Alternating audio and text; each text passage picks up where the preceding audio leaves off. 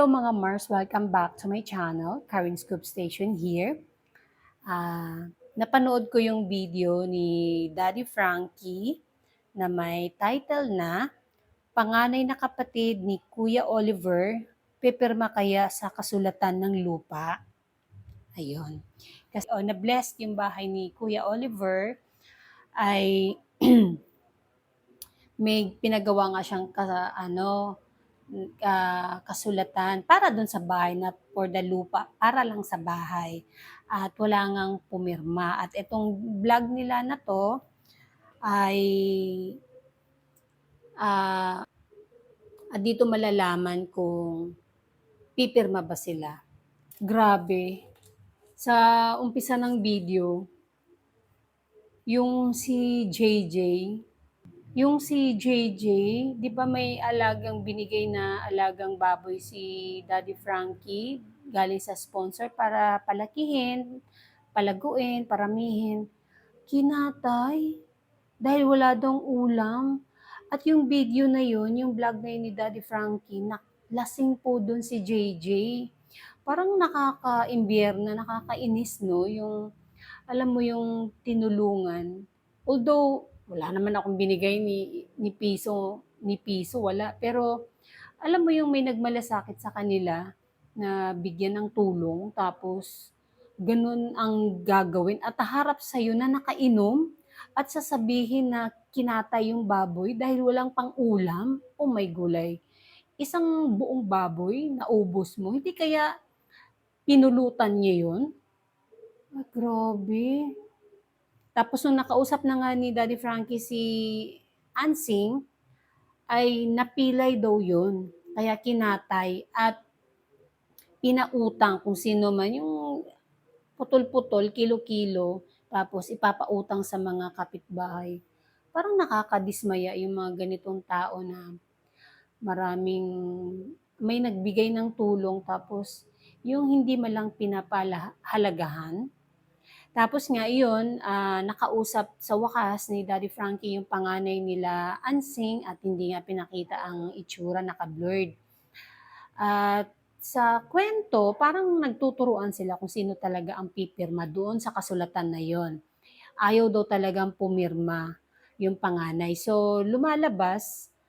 So, sa kalaunan, ang pumirma ay si Ansing at si JJ. Parang may narinig pa ako na hati. Ibig sabihin, makikihati si JJ doon sa bahay na pinagawa ni Daddy Frankie para kay Kuya Oliver. May gulay.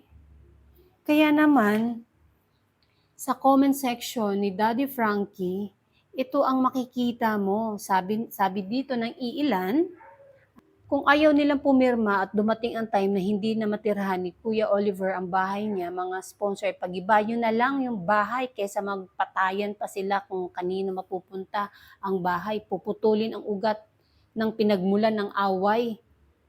Ayun na nga, no. Gibain na lang daw kung ayaw pumirma. Tapos sabi pa dito, grabe na ang kapatid ni Oliver. Mapagsamantala sila sa mga tulong. Ay nako, pag nalasing si Kuya Jay, wala sa ayos. Di po yung deserving tulungan, palaging lasing, correct, no? Parang nakakainis. Sabi dito, tama na ang tulong dyan sa kanila, Daddy Frankie. Mapangsamantala yan sila na pamilya. O, yun ang mga sabi ng opinion ito ng mga nag-comment dun sa video ni Daddy Frankie. Yun nga, tapos may nagsabi pa nga dito, dapat bago pinagawa ang bahay ni Oliver, nagpirmahan muna para walang problema. Ngayon, kung hindi sila pipirma, hindi pa gagawa ang bahay ni Oliver kasi sayang ang pera. Hindi madali ang kitain ang pera. Yung mga tao na mga sponsor ni Daddy Frankie para mapatayuan ng bahay si Kuya Oliver ay syempre hindi rin madaling kinita nila yun. Naawa sila kaya sa nagbigay tapos yung magkapatid, ang mga kapatid ni Oliver niya si Ansing at si JJ. Itong JJ haharap kay Daddy Frankie na nakainom, nag-iiba ugali. Yun nga tama no, mapangsamantala. Yung Buti nga, sabi dun sa video 'no, sabi sa video dun ng kapatid nila JJ na, "Pasalamat nga tayo dahil may tumulong sa atin, lalong-lalo na kay Oliver may tumulong." At oo nga, tama, pasalamat kayo na napuntahan ni Daddy Frankie, nakaalis dun si Oliver dun sa kulungan na kung saan niyo nilagak na ang dugyot-dugyot.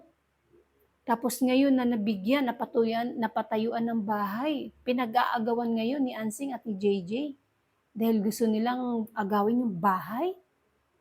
Sana nga na lang hindi bahay ang ipinagawa ni Daddy Frankie, yung kubo na lang, yung katulad nung kay Lola. Napanood ko yun eh. Dapat ganun na lang.